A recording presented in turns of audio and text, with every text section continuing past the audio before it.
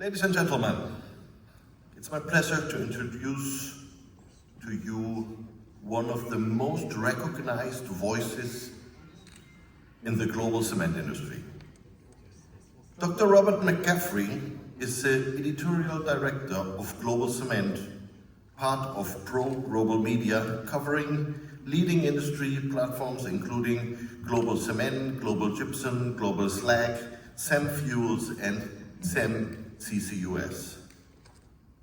With decades of experience at the center of the industry, he has built a unique global perspective connecting producers, suppliers and technology leaders across all continents. Robert is widely known for his deep understanding of the global cement markets and trends, his independent and analytical industry insights, his role as a moderator and keynote speaker at major international conferences, his ability to translate complex technical and economic developments into clear strategic perspective.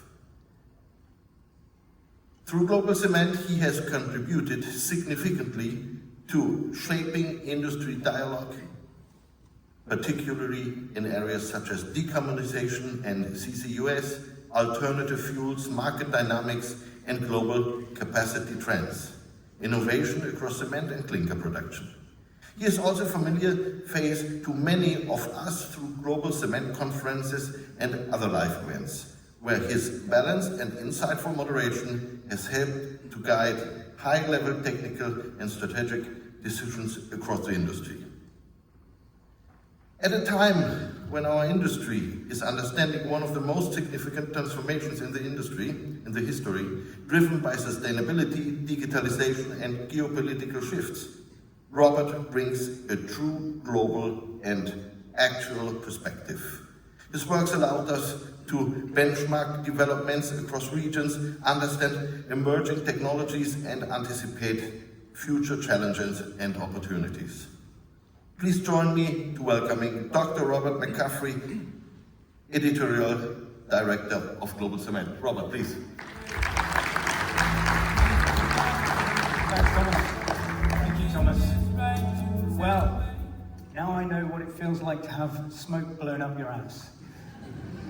So, thank you so much, Thomas. I wondered who that guy was, but turns out it's me.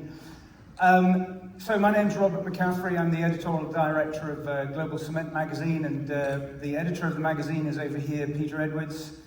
You'll be seeing him over the next coming years, no doubt. If you want the slides from today's presentation, all you have to do is search Global Cement IEEE, and the slides are there in the form of PDF.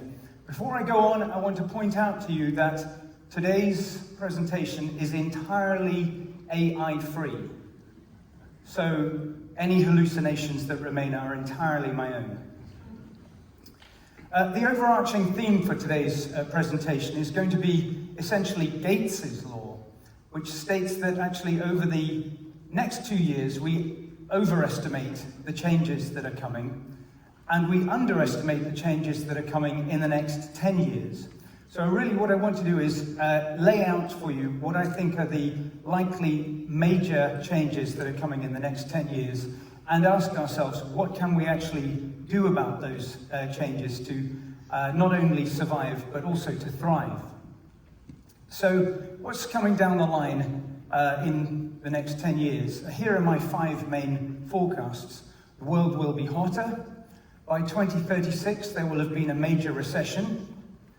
The flavor of your energy, if it's not already important, will be absolutely crucial. AI will have radically changed the world. That won't come as any surprise to all of you who've been sitting in the conference for the last couple of days. I'm going to throw in one forecast right now that's not on my list, but I think that there will be a Trump in the White House in 2036. Go Melania. And talking of humanoid robots will be common. They will be amongst us. So what I want to do is go through these one at a time and explain in a little bit of detail what's happening, and also give you an idea about how we can rise above and cope with what's coming. So the fact is that the world is heating. It's heating relatively slowly, so it's only heating at 0.035 degrees per year. But you add that up over the next 10 years, that's 1/3 of a degree. And that's on top of the 1 degree of heating that we've already had above pre-industrial levels. So by 10 years' time, by 2036, we will have passed 1.5 degrees of heating. And this is what it looks like. We're actually on an accelerating heating trend. You add in the next 10 years, we're bursting through that 1.5 degrees of heating that they were so het up about in the Paris Climate Treaty. That's gone. It's baked in. It's definitely going to happen. Climate change will be obvious if it's not already obvious. And it will be undeniable. And actually, I think is undeniable at the moment. Anybody here denying that climate change is taking place? No, absolutely not. By 10 years' time, though, there will be a number of different tipping points that we will have passed irretrievably. And this is where things start to go very badly wrong. In fact, it will hit the fan. And when it hits the fan, that's the nice way of putting it, with our 8% contribution to global warming, the cement industry will be in the crosshairs. The good news is that we've been acting very strongly on this already. We've already got those roadmaps. For example, the US cement industry has taken great pains to reduce its CO2 emissions by adopting limestone cement already, but there's a long way to go. And what we need to do is promote even lower carbon products and processes in our cement plants. The great news is that these are likely to be even more profitable than producing OPC, which is a relatively expensive substance to create. I think we also need to investigate the options for carbon capture and sequestration. Personally, I'm not a fan of carbon capture and use, because use really is a very temporary option for sequestration. Eventually, it just goes straight back into the atmosphere. The sequestration part is the most important part. Secondly, 2036, there will have been a major recession. If you look at it, a recession comes along about every 10 years or so. We had one around 2020, but it wasn't an economic-led recession. That was caused, of course, by the COVID pandemic. The last time we had a major economic-led recession was back in 2007, 8, 9, the Great Recession, a tough one, a bad one. So actually, we are somewhere past 15 years of not having had an economic-led recession. And I feel convinced that we are going to have another major recession, certainly within the next 10 years. And there are a number of reasons why that's likely. There's an AI bubble, ballooned up by hype. And I think we've had some hype through this conference, and you look at the newspapers every day, oh, this AI is too powerful to be given to the public. May be true, may not. Increase the share price. We're right in the middle of an energy price shock, which is possibly the biggest potential impact on a recession coming along. We've got inflation, that's being led by the energy price shock. We're in the middle of a war. Like it or not, that is happening. And in fact, there are potentially Rumsfeldian unknown unknowns out there as well, which are waiting to trip us all up and to cause a global recession. And unfortunately, it's likely that it could be a bad one, because all the while, in the last 15, 16 years, putting aside COVID, we have been inflating the bubble. The shadow banking sector, you may have read about it in the newspapers recently, and the private credit sector, those companies are in peril. They failed. A number of them have failed. Multi-billion dollar companies going down the pan. And the boss of one of the biggest banks said they're like cockroaches. If you see one, there's likely to be some more. So that's something to look out for. Derivatives. Suggestion is that there's around $800 trillion worth of derivative contracts out there. Warren Buffett called them weapons of financial mass destruction, and I feel he's not wrong. Also, we kind of shot ourselves a little bit in the foot over the last couple of years because we have had disruptions to labor supply. Supply chains have been disrupted. We've had the tariffs chaos, I think it's fair to say. I think tariffs chaos is putting it mildly. That has really caused a lot of trouble for a lot of people, and it's not over yet. We're just cleaning up the mess of the first tariffs 1.0. Now we're going into tariffs 2.0, and maybe there's going to be tariffs 3.0 and 4.0 and whatever zero. So that's ongoing. And of course, there are also regulations disruptions as well. Everything's changing. You can't plan for the future very easily at all. And of course, also, there's the extreme indebtedness of everybody. But companies and countries are extremely indebted, and the US national debt is now 39 trillion, and I think it's a couple of trillion more than it was when I last stood up here. So what can we do to get through this major recession that's coming? Well, it's simple. We need to save for a rainy day fund to get us through these tough times that are coming. We need to cut non-essential spending. And finally, we need to pay down the most expensive debts first. That's always what your financial advisor will tell you. And the weird thing is, it's the same for you and me, for our families, it's the same for companies, and it's the same for countries. Save up, cut spending, pay down expensive debts. Easy. Easier said than done, that's for sure. The third trend I'd like to go into is that the flavor of your energy will be crucial, if it's not already crucial. What does that even mean? What is the flavor of your energy? Well, back in 2020, fossil fuels globally made up around 60% of the world's energy mix. But by 2035, they'll only make up just a little bit more than 40% of the global energy mix. And in the meantime, those renewables are coming in very, very strongly. Solar and wind, most particularly, but also hydro, geothermal, and biopower. And the mix of your energy is the key to it being secure. The more different types of energy that you're using in your plant or in your country, the more secure you're going to be. The less likely somebody's going to be able to put a gun in your head and say, you can't use this type of energy, or we're cutting off your energy supply, we're blockading the Straits of Hormuz. Hang on, is that the Iranians or the US? I think it's maybe both. How does that work?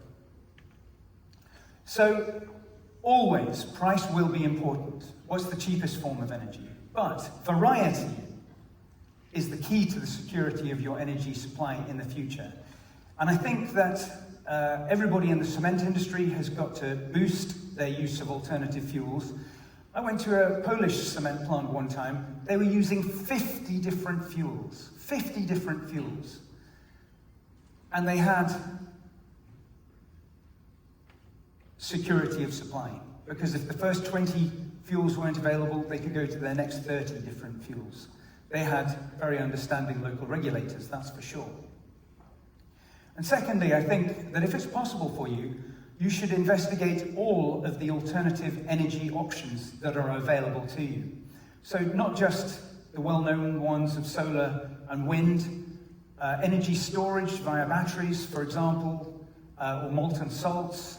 Waste heat recovery is very, very common throughout the rest of the world. But also you should be looking at other potentially local alternative sources of energy, including anaerobic digestion, geothermal, and tide. All of the different types of energies that you could possibly tap into, the more that you're using, the more security of supply that you're going to have in the future. And you're going to be able to save money. The greater your variety, the better you're going to be able to negotiate those prices down. The fourth trend I think we're going to see is that AI will have radically changed the world. So, let's have a little poll here. Put your hand up if you've seen the Thinking Game movie. The Thinking Game. 1? Wow. Okay, you're in for a treat. Okay? The Thinking Game movie is an amazing movie. It's 83 minutes long, and it's free on YouTube. And if you don't do anything else after this conference, track it down and watch it. 83-minute, download it onto your laptop or whatever it is, watch it on your way home, just so long as you're not driving, and it will blow your mind, because the film is essentially about an AI company called DeepMind. It's now Google DeepMind, and their race to solve the protein folding problem. Now, you used to be able to get a PhD for solving one protein folding problem. Well, they used AI, and here's a spoiler alert, to solve 200 million protein folding problems. They actually, there's a 10-second section in the film where they actually decide, oh no, let's just solve them all. They solved them all, they got the Nobel Prize. It's an amazing film. And after they fixed this problem, after they solved this problem, they said, well, what are we going to do next? What are we going to look at next? What are we going to turn our AI onto? And they said, okay, let's have a look at genomics, theorem proving, quantum chemistry, food science, fusion, particle physics, and climate science. And I think, what are they going to do after that? Cement? That would be nice. Solve all of our problems at the same time. But we're a little bit more prosaic in the cement industry. We do lots and lots of different jobs. And I want to do a little straw poll, okay? I want to ask you, you've got 3 options, 10, 50, or 100. How much of your job can AI do right now? So put your hand up if it can do at least 10% of your job now. That's pretty much most of you. Okay. Who thinks that AI can do 50% of their job now? There's a few brave souls that can saying yes, absolutely. Who thinks that AI could do 100% of their jobs now? Yeah, your boss is not here. You can tell the truth. Okay, that was interesting. How much do you think an AI can do in 10 years' time? Maybe it can do 50% of your job. Maybe it can do 50% of everybody's job. Well, I've got good news and bad news. If it could do 50% of everybody's job, it means that you're only going to have to work until Wednesday lunchtime. That's the good news. Bad news is they're only going to pay you until Wednesday lunchtime. We asked the cement industry, what did they think that AI would be best at doing? And this is what you guys said. First of all, pyroprocess optimization, then data analytics, predictive and preventative maintenance, cement performance prediction, mill optimization, and so on it goes. All of these different things, you guys said AI is going to be able to do. And so AI will not just have changed the world radically, it will have radically changed the cement industry. And what have you got to do to get ahead of the curve? Well, first of all, we've got to ask the right questions. And this actually is a new slide I put in after our fantastic illusionist on Monday. He was asking, what are the questions that we have to ask? So I think the questions that we have to ask of AI are these. What is the most profitable cement formulation? We're in business to make cement and keep our people safe and make a return for the shareholders, sure, but what is the most profitable cement formulation? How can we make cement and concrete most efficiently? What is the most profitable arrangement of cement plants and grinding plants and terminals, for example, in the United States? What's the most profitable arrangement for those? Interesting question. And how should we build the world more or most sustainably? These are questions that an AI with a very, very high level understanding, apparent understanding, could offer us questions to. And it's interesting that AIs have now been shown to be more accurate at predicting the future than even the best human professional futurologists. What have we got to do to survive and thrive in the next 10 years? Well, I'll tell you in a moment. The corollaries of AI is that there's going to be fewer of us in the cement industry, fewer of us at conferences, because AIs don't visit conferences. We'll be doing things that AIs don't do well. And AIs don't do semi-manual work. An AI can't go out and tighten the bolts, for example. But we'll also be doing much higher level decision work. That's critical. Somebody's got to finally decide. I was in a mix-it-up session yesterday afternoon, and they asked a fantastic question. If your AI disagrees with your best operator, who do you go with? Do you go with the human operator, or do you go with the AI? So let me have a show of hands here. In that situation, in the control room, the AI says one thing, the human says the other. Which one do you go for? Put your hand up if you go with the human. Okay. Put your hand up if you go with the AI. Yes, Luke, an AI provider, is putting his hand up here. Thank you. Thank you, Luke. I knew I could rely on you.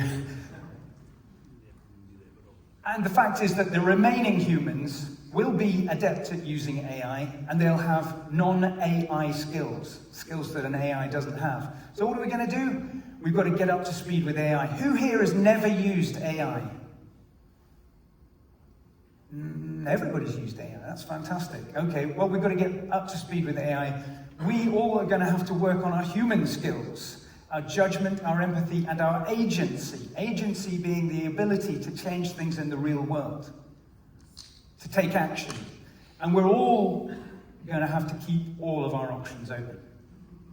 Finally, the fifth factor that I want to look at is that humanoid robots will be more common. Why? Well, there's an absolute need for them. There are falling populations around the world. South Korea is going to lose about 5 million people in the next 10 years. Japan, 10 million people. And China is going to lose between 40 and 100 million of its population in the next 10 years. By the year 2100, China will have lost 400 million. At least 400 million of its population. They are going to be in a massive crisis, and they're going to need extra workers. There's a retirement crisis, and we all know about this, that more people are retiring now. They're taking their knowledge with them, they're taking their abilities with them as well. And there are situations where you could send in a robot, where you wouldn't want to send it in a human. And the other thing is, which is really critical, is the cost of labor. Anybody who's had anything moved into the exhibition area will know that it's pretty expensive to do some of these things. Employing people is eye-watering. So if you can get a robot in to do a job as well, or instead of, you may be better off. Your company may be better off. That person may not be better off. And the reason that we're going to have humanoid robots is because the robots have got to exist in our world. They've got to go up the stairs, they've got to open the door, and maybe even pour us a drink. So we've put together a little video to show you the evolution of robots over the last 50 years or so. And when we play this video, and the tech guys, if you would mind turning down the volume, pretty much, so I can speak over it, I want you to remember the first scenes of the first walking robots. So here we go. Back in 1973, Japanese robots. Turn that music down a little bit. Thank you very much indeed. But 15 years later, Honda, 1996, second prototype. It's getting the hang of walking. It could even run by 2005. But sometimes it was just too much, and it just gave up. Went home for the day. 2013, the American company, Boston Dynamics, with its hydraulic-based robot, Atlas, really very, very capable. 2015, over in South Korea, a robot with wheels in its knees. When it didn't need to walk, it just went down on its knees and trundled along on its wheels. And this is a disaster zone robot for clearing out debris. 2015, again, the DARPA Robotics Challenge. Some of these robots, not really up to snuff, I'm afraid. They were given various tasks. He's holding a hammer, and no, he's sent home for the day. But 2018 in Japan, this robot is already on a job site. He's installing drywall. He's doing a reasonable job. 2021, Boston Dynamics, an American company still, doing real work on a real job site, surveying. This guy, 2023, I think Boston Dynamics at this point, no longer an American company, South Korean company, owned by Hyundai. He'd done this thousands of times. But he's still hydraulic, he's still a big, heavy robot. He's got a lot of strength right there. Can do some stunts, and also a fist bump. Nice work. They went over to electric. And now these robots, dressed as a hamburger or a hot dog or whatever it is, can do amazing things. Can you do this? You might be able to do it, but you'll be in some pain tomorrow. And then Ashgrove Cement, employing another Boston Dynamics robot dog, doing real work in the US. Fantastic. In Germany, the Lyman grinding plant, up and down stairs all day long, working with humans, doing real work. High five? Robot, dog, not so much. Meanwhile, in China, not everything was going well, but dress it up as a maid, get it to cook some scrambled eggs. How's that going to work out for you? Not so good. Give it another couple of years, you've got 300 different companies working on developing robots. Yeah, this is what they come up with. Not laughing now. See these things coming down the road, armed with a gun. And look, robots running the Beijing half marathon last week, literally last week, and they beat the world record, the human world record. That was put together by my daughter Jemima, so thank you very much indeed, Jemima. So,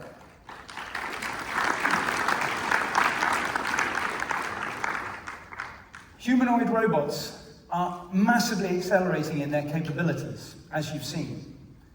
You know, the contrast between 2015 and today is absolutely massive. And in 10 years' time, they will be able to do pretty much everything that we can do and a whole lot more. The fact is that robot costs are dropping very, very rapidly. So you can buy one of these Chinese robots now for $20,000 or $30,000, about a fifth the cost of a US-made robot. Their physical capabilities are increasing extremely fast.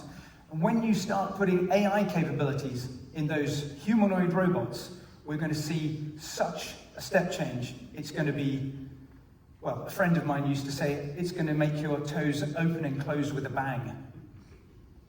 So, as far as I know, it has never yet been done. It's been done with dogs, but it's never been done with humanoids. So I would strongly urge you to please consider trialing a humanoid robot at your cement plant, because I think you will be at the thin end of the wedge. You'll be one of the first of many more to come. So here's the to-do list from all of these factors for today. Promote lower carbon cement and look into carbon capture and sequestration.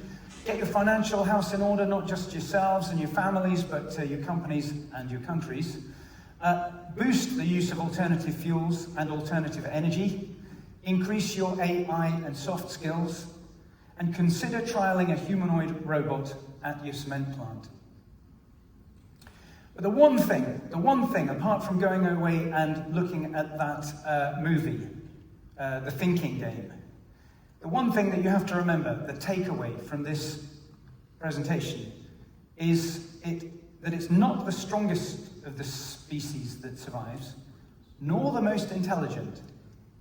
It's the one that's most responsive to change. And that is the take-home. We all need to be responsive to change. And that was Charles Darwin who said that about 150 years ago.